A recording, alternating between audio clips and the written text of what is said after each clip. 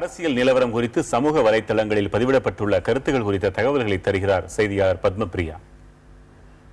நேத்திக்கு தேமுதிகல ஏற்பட்ட உட்கட்சி பிரச்சனையை தொடர்ந்து இன்னைக்கும் சந்திரகுமார் அவர்கள் பிரஸ் மீட் நடத்தியிருந்தாரு. அதுல பல்வேறு கருத்துக்களை முன் வச்சாரு. அவர் சொன்ன சில விஷயங்களை வச்சு பப்ளிக்கும் சோசியல் மீடியால ரியாக்ட் பண்ணிருக்காங்க. அதுல சில ரியாக்ஷன்ஸ் பார்க்கலாம். அதுல ட்விட்டர்ல பார்த்தோம் அப்படின்னா, விஜயகாந்த் அதிமுக பி டீம்னு சந்திரகுமார் சொல்லியிருக்கிறதாகவும், அதுக்கு சந்திரகுமார் கோஷ்டி திமுக ஏ டீம்னு தேமுதிக தலைமை நினைக்கிறதாகவும் ஒரு போஸ்ட் இருக்கு. இது தொடர்ந்து பாஜகவில் சேர்ந்திருந்தாலும் தேமுதிகவுக்கு ஏதாவது அரசியல் லாபம் இருந்திருக்கலாம், மக்கள் நல கூட்டணியில இணைஞ்சதால பெரிய இழப்பு தான் அரசியல்ல அப்படின்னு ஒரு கமெண்ட் ஒருத்தர் போட்டிருக்காரு. திமுகல சேரத்துக்காக தான் இவங்க இவ்வளவு நாடகம் நடத்துறாங்களா அப்படிங்கிற சந்தேகத்தை எழுப்புற மாதிரி ஒரு பப்ளிக் போஸ்ட் பண்ணிருக்காங்க. இதை தொடர்ந்து தேமுதிகவின் பிளவால் பாஜகவின் வெற்றிக்கு எந்த விதத்திலும் பாதிப்பு இருக்காதுன்னு ஹெச் ராஜா சொன்னதுக்கு மொட்டை தலைக்கும் முழங்காலுக்கும் ஏன் முடிச்சு போடுறீங்க அப்படிங்கிற கேள்வி ஒருத்தர் எழுப்பியிருக்காரு அப்படின்னு சொல்லலாம்.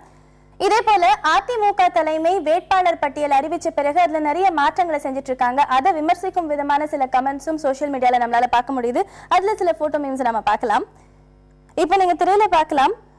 அதுல அறிவிப்புல என்ன பட்டிருக்காங்கன்னா, தேர்தல் நெருங்க நெருங்க நிறைய மாற்றங்கள் இருக்கும். அதாவது வாய்ப்பு கேட்டு பணம் கட்டினவங்க எல்லாருமே மன திருப்தி அடைகிற மாதிரி எல்லாருமே வேட்பாளர்களாக ஏதாவது ஒரு கட்டத்துல அறிவிக்கப்படுவாங்க அப்படின்னு சொல்ற விமர்சனம் தான் அது.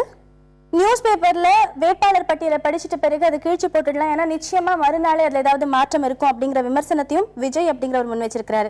சரி, Facebook பக்கம் திரும்பி பார்த்தாலும் அதிமுக வேட்பாளர் பட்டியலை பத்தி தான் அதுலயும் பேசியிருக்காங்க. அதிமுக வேட்பாளர் பட்டியலில் இடம்பெறுவது பெரிய விஷயம் கிடையாது, தேர்தல் வரைக்கும் அதுல நிலைச்சிருக்கிறது தான் சாதனை அப்படிங்கிற கமெண்ட் அதுல நம்மளால பார்க்க முடியுது.